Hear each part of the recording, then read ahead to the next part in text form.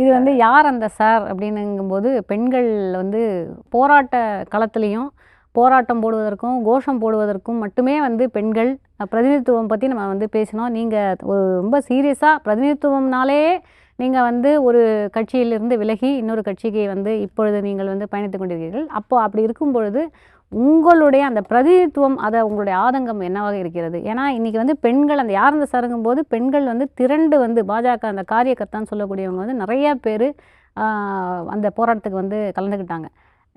ஆனா, ஆட்சி அதிகாரம்னு வரும்போது எங்கேயோ ஒரு இடத்துல மிஸ் ஆயிடுதா? இல்ல, இல்ல. அப்படி சொல்ல இயலாது. முதலாவது பெண்கள் தினத்தன்று ஆண்டு முழுவதுமே பெண்கள் தினமாக இருக்கட்டுமே அப்படிங்கிற ஒரு நப்பாசம் எனக்கு இருக்கு. அதனால டெய்லியே கொஞ்சம் மதிக்க மாட்டாங்களா நம்மள?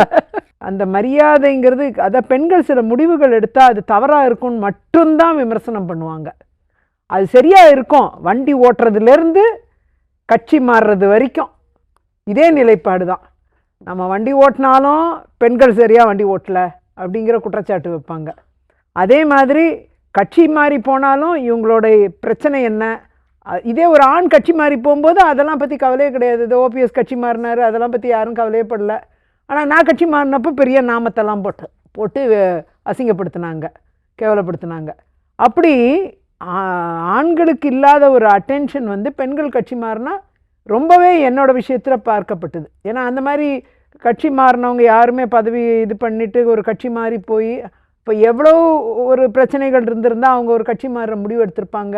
உள்ளார்ந்து அது அவங்களோட வேதனை என்னவாக இருக்கும், அதெல்லாம் பற்றி யாருமே யோசிக்கலை. அது எனக்கு மட்டுமே தெரிஞ்சது தான். நம்ம எவ்வளோ தான் சொல்ல முடியும். மக்கள் பணியில் என்னை தொடர விட முடியாதுங்கிற ஒரு சூழ்நிலை இருந்தால், அப்போ மக்கள் பணியில் தொடரணும்னு ஆசை இருந்தால் ஆட்டோமேட்டிக்காக நான் ஒரு கட்சி மாறித்தானே ஆகணும்.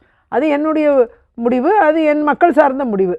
அவங்க நலனுக்காக எடுத்த முடிவாக இருக்கலாம். ஆனால் அதுக்காக ரொம்பவே அசிங்கப்படுத்தப்பட்டேன். சமயம் கிடைக்கும் போதெல்லாம் அங்கேருந்து இங்கே வந்தீங்களே, எங்கேருந்து அங்கே வந்தீங்களே, அதுக்கான காரணங்கள் இது ஏன் தலைவர்கள்கிட்டயோ இல்லை மற்ற நீங்கள் சொன்ன மாதிரி அந்த மேல்கிட்ட அந்த கேள்விகள் எழுப்பப்படுறது கிடையாது, கிடையவே கிடையாது. இதை காலந்தோறும் பேசிட்டு இருக்க வேண்டிய அவசியம் என்ன? அப்போ வராமல் இவங்களை முடக்கி விட வேண்டும் அப்படின்ற எண்ணமா அப்படின்ற கேள்வி எனக்குமே இருக்கு.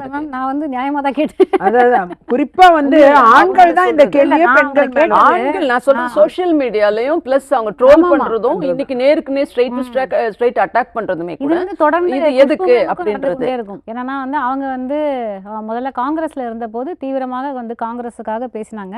அவங்களுக்கு தொடர்ந்து இது நடக்குது. நான் பார்க்குறேன்.